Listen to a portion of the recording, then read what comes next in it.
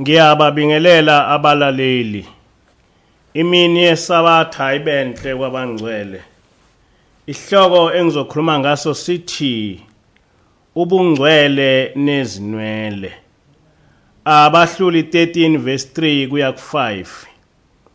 Ingilosi kaJehova yabonakala kwesifazane yathi kuye, "Bheka ke uyinyumba uzali, kepha uyakhulela uzali indodana. Impuco ayikuthinta ekhanda layo, ngokuba umntwana uyakuba ngumNazaretha kaNkulunkulu kwasekuzalweni. Uyaqala ukusindisa uIsrayeli esandleni samaFilisti." Abahluli 16 verse 17. Wamtshela inhliziyo yakhe yonke, wathi kuye, "Akuthintanga mpuco ekhanda lami, ngokuba bengingumNazaretha kaNkulunkulu kwasezizalweni sikamame. Uma ngiphuculwa, amandla ami ayakumuka kimi, ngiyakuba buthakathaka, ngibe njengomunye umuntu." Le ndaba engiyifundile lapha ikhuluma ngoSamsoni, okuyindaba eyaziwa ngabantu abaningi. Kodwa lapha ngiveza ukubaluleka kwezinwele ekugcineni ubungcwele noma ekuzisondezeni kuJehova. Yini ubungcwele? Ubungcwele isimo sokuphelela noma sokungabi nasici kuNkulunkulu. Isimo sokuba ngohlambulukele uNkulunkulu. Isimo sokungabi nasono. Umuntu ongcwele ngumuntu oyisimo sakhe samkelekile ezulwini. Ngumuntu ohlanzekile ngokwezimiso zasezulwini, ophila impilo eyamukelekile kuJehova. Ingakho kuLevi 20 verse 26 ethi uJehova, "Yibani ngcwele ngokuba mina Jehova ngingcwele. Nginehlukanisile nabezizwe ukuba nibe ngabami." Uma ufunda yonke imithetho kaNkulunkulu, uthola ukuthi ukugcina izinwele zekhanda lakho kukubeka esimeni sokuba ube ngcwele. Uma ufunda kuNumeri 6 uthi uJehova, "Zonke izinsuku zesethembiso sobuNazaretha kungasondeli impuco ekhanda lakhe. Uyakuba ngcwele zize ziphelele izinsuku azahlukanisela ngazo kuJehova. Avumele isihluthu sezinwele zekhanda lakhe sibe side." Le ncwadi kubeka ngokusobala ukuthi umuntu ozahlukanisela kuJehova uyogcina izinwele zakhe, azivumele zikhule. Incwadi kaLevi 21 ikhuluma ngobungcwele babapristi noma abafundisi. Kuverse 5 uthi uJehova, "Abapristi abangazigegi amakhanda abo, bangaziphuculi izilevu zabo emaceleni. Nabo futhi uthi uNkulunkulu bayakuba ngcwele kuNkulunkulu wabo." uJehova akagcinanga ngokuthi kube ngumNazaretha nomfundisi kuphela okumele bangazigundi izinwele. Kodwa noma imuphi umuntu ophila impilo yobungcwele akumele agunde izinwele zakhe. Incwadi kaLevi 19 ikhuluma ngomthetho wobungcwele.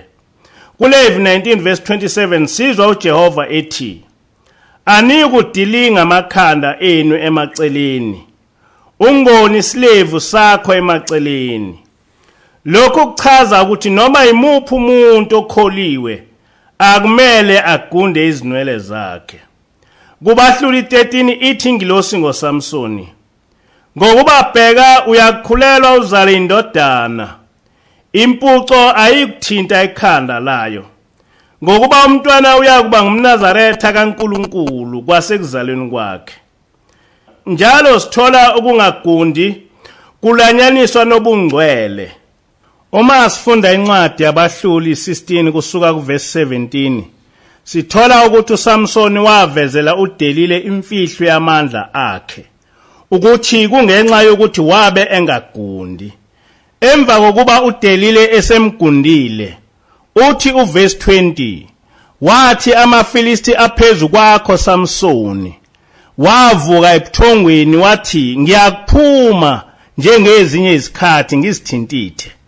Kepha wabengazi ukuthi uJehova wayemukile kuye." Yini eyenza uJehova amuke kuSamsoni? uJehova wamuka kuSamsoni ngenkathi uSamsoni esuswa izinwele ekhanda lakhe.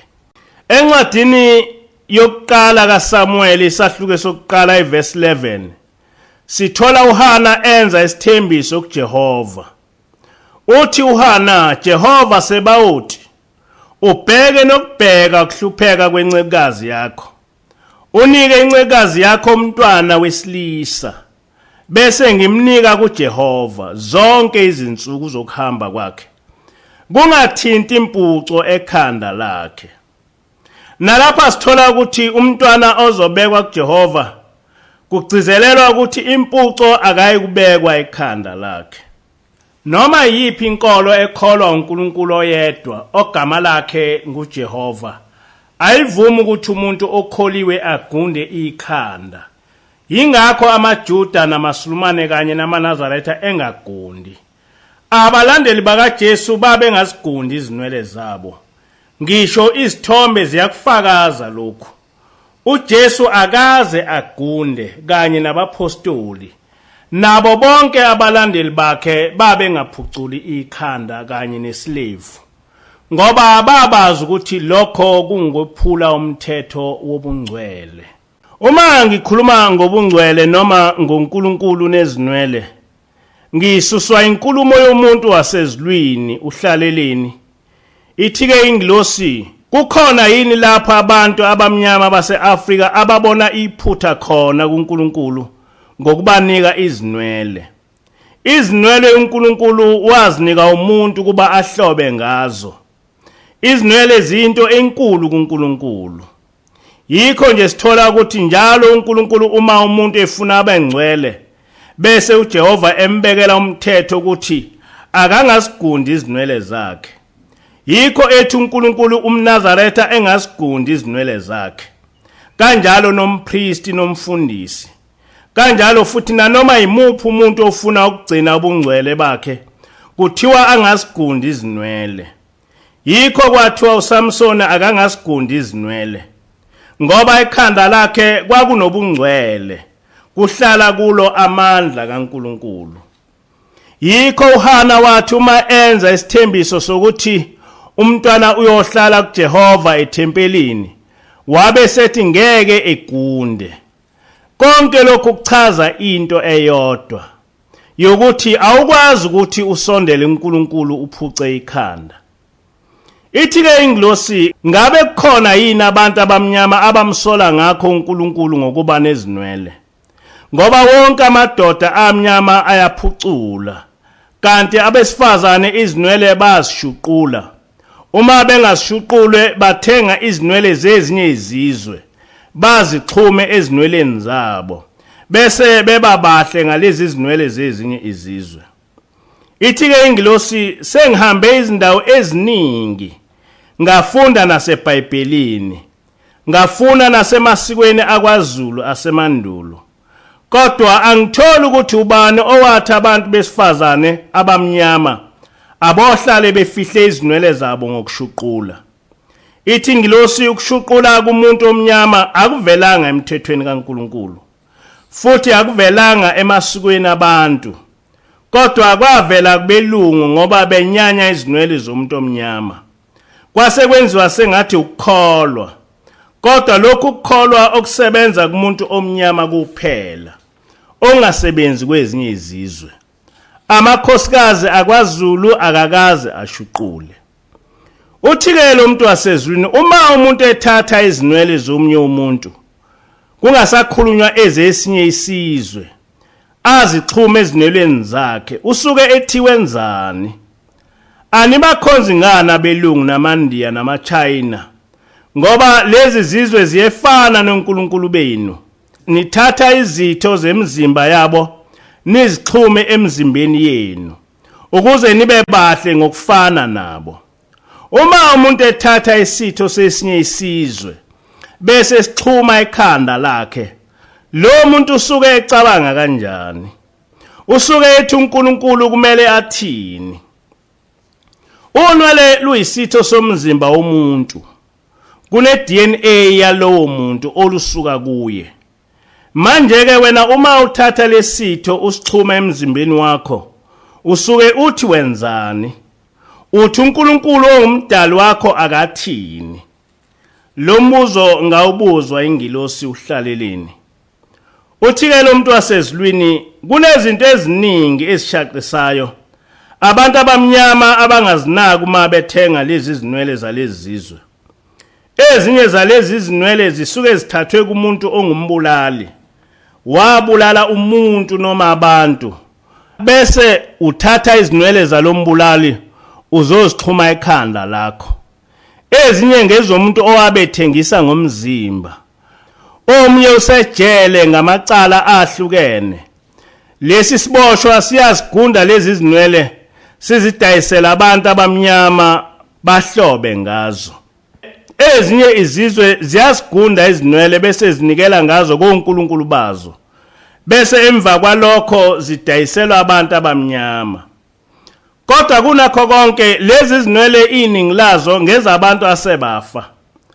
Kwabanye kuthi uma kuphuma umphefumulo bese ziyagundwa ziyiswe eAfrika ziyogqoka ngabantu abamnyama. Abantu abamnyama bahloba ngezitho zemizimba yabantu bakwezinye izizwe asebafa. Ithi-ke ingilosi, uma umuntu esefile waba umoya, uyasilandela isitho somzimba wakhe, futhi ngeke adideke ngoba usewumoya. Lo moya olandela izinwele zawo uma usufika kuwe, uba ngumoya omubi. Uma lo moya usuhleli kuwe ngoba uxhume izinwele zawo, uyokwenza ukuthi wena uthathe impilo yawo, njengomuntu ongenwa idlozi othatha umkhuba walelo dlozi. Uma umoya womuntu owabe engumbulali uzohlala kuwe, nawe uzwa sekuthi bulala umuntu. Uma wabe entshontsha, nawe uyozizwa sekuthi ntshontsha bese uyantshontsha, uyaboshwa. Uma umoya womuntu osewafa uhlala kuwe, ukwenzisa into ebiyenziwa yilowo muntu esaphila, nezono zalowo muntu zithwalwa nguwe. Esikhathini esiphambili kwakukhona indoda eyabe isihlanye iminyaka engama-20. Ukuhlanya kwayo kwakungukwakha izibhamu ngezingodo, bese ihamba igijima idubula. Yayingagijima ngisho amakhilomitha ayishumi nangaphezulu. Yabe ihlala yembethe ijazi elalingasuki kuyo imini nobusuku. Umndeni wazama zonke izinyanga nodokotela nabathandazi ukwelapha lo muntu, kodwa konke akuphumelelanga. Lo muntu baze bamsa kushembe ubaba ilanga. Ubaba wafika wambuka lo muntu isikhathi eside, wabe sethi abantu abamkhumule ijazi wabelifakile beyolishisa. Kwathiwa lolu hlanya alwehlukani naleli jazi. Wathi ubaba abamkhumule ngenkani, bakwenza lokho. Lwathi uma likhunyulwa leli jazi lishiswa, uhlanya lwaphila ngaso leso sikhathi. Yonke ingqondo yabuya. Uthi-ke ushembe, lo muntu ubengaguli indawo, kodwa wathenga ijazi lesosha. Umnikazi walo owabe eyisosha wadutshulwa eligqokile. Umoya waleli sosha wahlala kuleli jazi. Yikho lo muntu ehlanya ngokwakha izibhamu, bese ehlala edubula ubala. Wembethwe ngumoya wesosha, ngoba wathenga ijazi lesosha eselafa. Manje-ke uma umoya womuntu ukwazi ukuhlala engutsheni yakhe bese wenza oyembethe egcine ehlanya. Uma wena uthenga izinwele zomuntu osewafa, uyazini ukuthi zogcina zenzeni empilweni yakho? Kusobala ukuthi abantu abamnyama bayamsola uNkulunkulu ngalezi zinwele owabanika zona. Bathi wayengabanika ingane izinwele zabelungu, wabe ngabanika ingane izinwele zamaNdiya noma zamaChina noma zamaJapani. Bathi uNkulunkulu uthi abenzeni ngalezi zinwele ezinje. Yikho-ke bezisusa zonke besale beyimpuculo. Yikho abangazigundi bezixhuma ngezinwele zabelungu nezamaNdiya. Bachazela uNkulunkulu bethule ukuthi lento obanike yona abayamukeli, abayifuni, iyabenyanyisa. Bona bafuna ukufana nabelungu noma namaNdiya. Amakhanda abo angamana afane nemizimba yabo kunoba abe nalento. Ayikho into ebhlungu uNkulunkulu nakunoma imuphi nje umuntu ukuthi ufike uphe umuntu isipho bese silahla ethi simbi asimfanele. Lesi simo sezinwele zabantu abamnyama sinjalo uNkulunkulu. Abantu abamnyama bamtshela emehlweni uNkulunkulu ukuthi abazemukeli lezi zinwele obanike zona.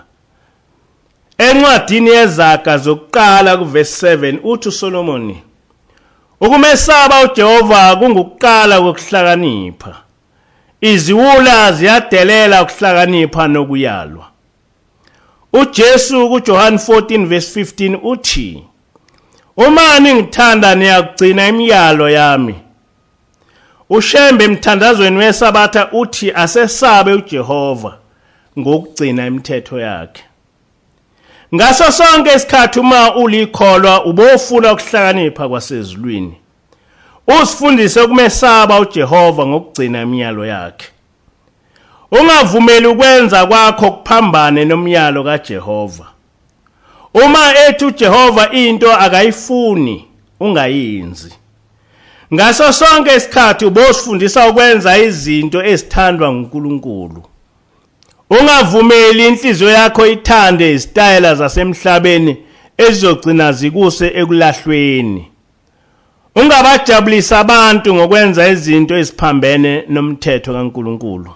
Ungasifundisi ukukhonza umuntu ekucabangeni nasekudlinzeni kwakho. Kodwa ngaso sonke isikhathi ukhonze uJehova, ngoba nguyena ungumehluleli wakho wokugcina. Ungavumeli izitayela zasemhlabeni zisuse uNkulunkulu kuwe. Isono sihle simnandi, kodwa ekugcineni isono sihlupha umnikazi waso. Sigcine simfake ekulahlweni kwaphakade. Kungumthetho kaJehova ukuthi abantu abakholwayo bangazigundi izinwele zabo, nanokuthi bangazigcabi, bangazibhali, njengoba kubhaliwe kuLevi 19 verse 28. Ngakho-ke kumele abantu bazi ukuthi imikhuba efana nokupenda imilomo, nezinzipho, nokuxhuma izinkophe, nokuxhuma izinzipho, nokuphucula amashiya, zonke lezi zinto ziyisinengiso kuJehova. Ziyamxosha uNkulunkulu phakathi kwabantu, bese amadimoni ezitholela indawo kithi. Angasimangalisike ukuthola abantwana bethu behlaselwa izinhlobonhlobo zemimoya ezikoleni. Lokho kudala ukuthi iningi labo abayiphili impilo yokukholwa, kodwa benza izinto ezenza uSathane azithole enendawo kubo. Uma wenza izinto eziphambene noNkulunkulu, uJehova uyasuka eduze kwakho, bese unanyathelwa izo zonke izinhlobo zamadimoni. Akwazi-ke ukuthi uzothi ungenandaba noNkulunkulu, bese ubheka ukuthi kuzothi uma usuhlaselwa amadimoni, bese uNkulunkulu uyatatazela. Kukuweke ukukhetha ukuthi ufuna ukwenza izinto ezojabulisa uSathane, njengokwenza kaAdam noEva, uthathe iseluleko senyoka esizokusa ebumnyameni, noma ulandela uJehova ukuze uthole ukukhanya, uzuze ukuphila okuphakade. Inkosi busise lokho